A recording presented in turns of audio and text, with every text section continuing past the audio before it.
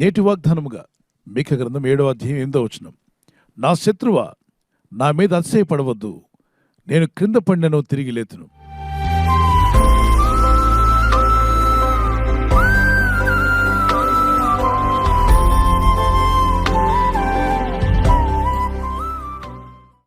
మీరు ఎప్పుడైనా పడిపోయినప్పుడు ఆనందించేది ఎవరో తెలుసా?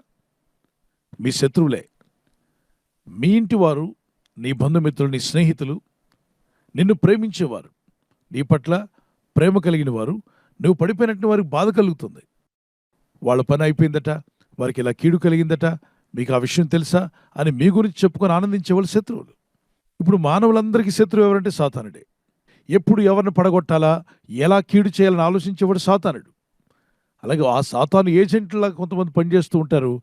మీ శత్రువులుగా మనుషుల్లో కొంతమంది. మీకు మేలు జరిగినా మంచి జరిగినా చూసి వారవలేని వారు ఎంతోమంది ఉన్నారు. సాతాను ఏజెంట్లలాగా ప్రపంచం అంతటా అటువంటి వారు పనిచేస్తూనే ఉంటారు. ఇక్కడ వారి లోపల ఉన్న భక్తిహీనత వారిని అలా నడిపిస్తూ ఉంటుంది.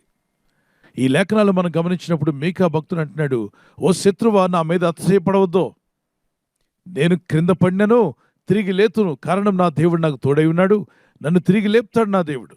వాగ్దానం పెట్టిన మీలో కొందరు ఆత్మీయంగా పడిపోయి ఉంటే ప్రభు మిమ్మల్ని లేపునుగాక. మీరు మళ్ళా తిరిగి ప్రార్థించేవారుగా, విశ్వాసపు వీరులుగా, భక్తి కలిగిన వారుగా, దేవునితో నడిచేవారుగా మార్చబడుదురుగాక. దేవుని చేయి పట్టుకొని ప్రార్థన చేయండి. ఒకవేళ మీరు ఆర్థిక ఇబ్బందుల్లో పడిపోయి ఉంటే, ఫైనాన్షియల్ క్రైసిస్లో ఒకవేళ పడి ఉంటే, ప్రభువులో ప్రార్థన చేయండి. ఆయన మిమ్మల్ని విడిపించగల శక్తిమంతుడు ఆయన. ప్రభువా, నాకు విడుదల కావాలని మీరు ప్రార్థన చేయండి. నా శత్రువా, నా మీద అతిశయపడవద్దు, నేను కింద పడినను తిరిగి లేతును, నేను అంధకారం ముందు కూర్చున్నాను, యెహోవా నాకు వెలుగుగా ఉండను. ఆమేన్. అంధకారం ముందు కూర్చున్నా కూడా దేవుడు ఎలా ఉంటాడంట? వెలుగుగా ఉంటాడు.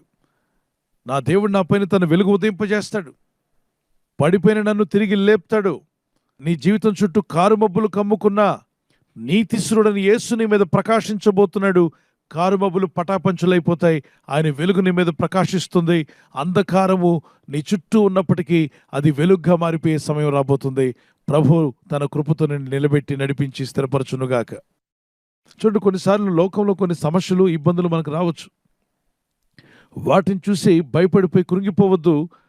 ఈ భక్తుడు చెప్పిన అదే కన్ఫెషన్ మీ నోటు రావాలి.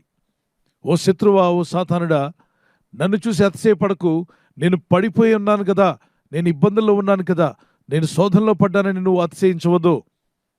నా దేవుడు నన్ను